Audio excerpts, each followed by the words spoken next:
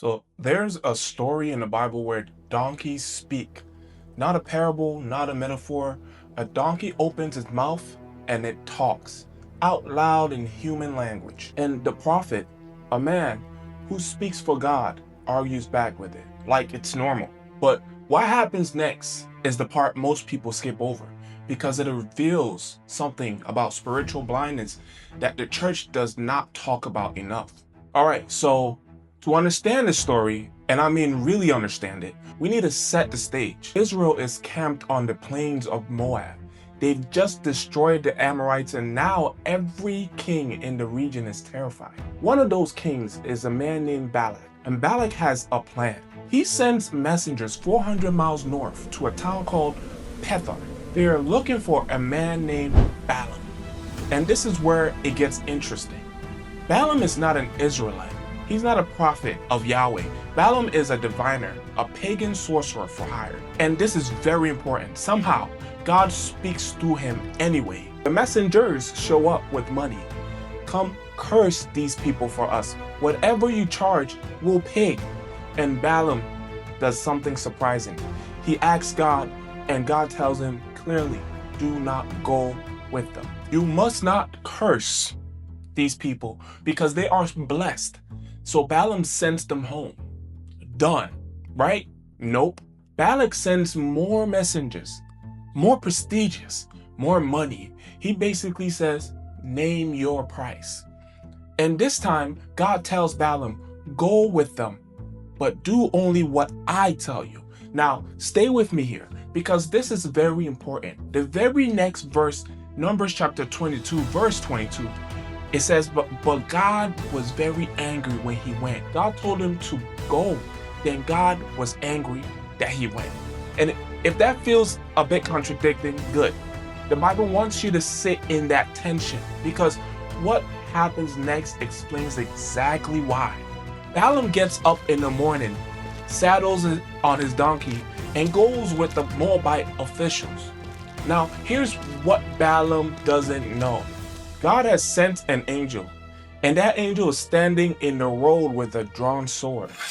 Balaam can't see him, but the donkey can. The donkey sees the angel, sword out, blocking the path, and she turns off the road into a field. Balaam beats her to get her back on track. The second time, now they're on a narrow path between two vineyard walls. The angel stands there again. The donkey sees him, presses herself against the wall to get by, crushing Balaam's foot in the process. He beats her again. I'm going to be very honest here with y'all. Reading this, I'm thinking, Balaam, your donkey has served you faithfully. She's never done this before. Maybe stop and ask why. But that's the whole point. He doesn't. He can't. He's too focused on where he's going to see what's standing in his way. With the third encounter, the path narrows. Nowhere to turn, nowhere to go around. The angel stands. The donkey sees him, and she just lies down. Right there in the road, under Balaam. And Balaam, this prophet who hears from God, he beats her with his staff a third time. And then impossible happens. But the real shock isn't what the donkey does. It's what Balaam does next. Then the Lord opens the donkey's mouth, and the donkey speaks. She says, and I want you to really hear this. What have I done to you to make you beat me these 3 times?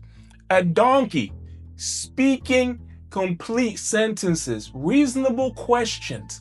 And Balaam, this man who speaks for God, this man who just saw a donkey open its mouth and talk, Balaam looks at her and says, I am not making this up.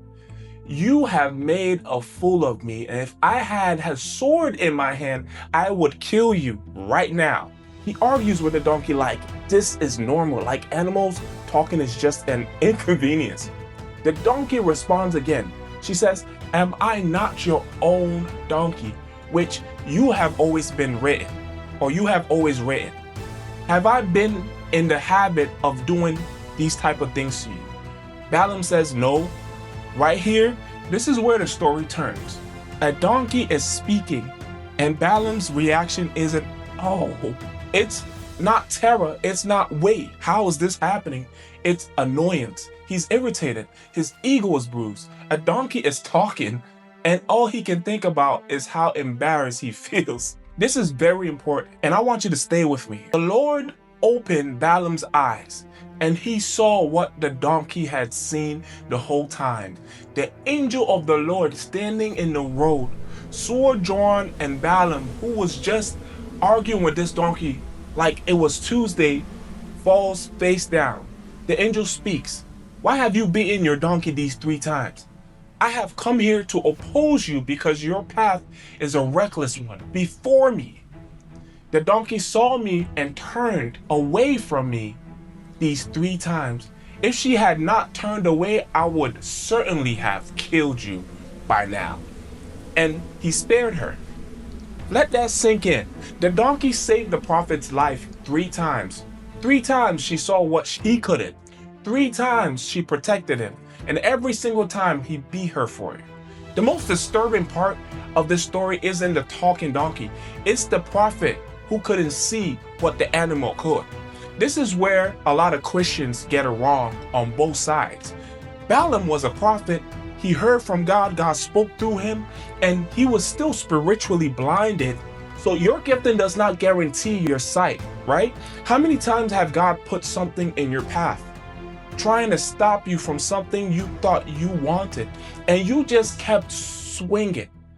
How many donkeys has he set that you treated like obstacles instead of messengers? I'm just talking to you. I'm trying to be real. Here's the last thing. Balaam goes on to bless Israel 3 times instead of cursing them.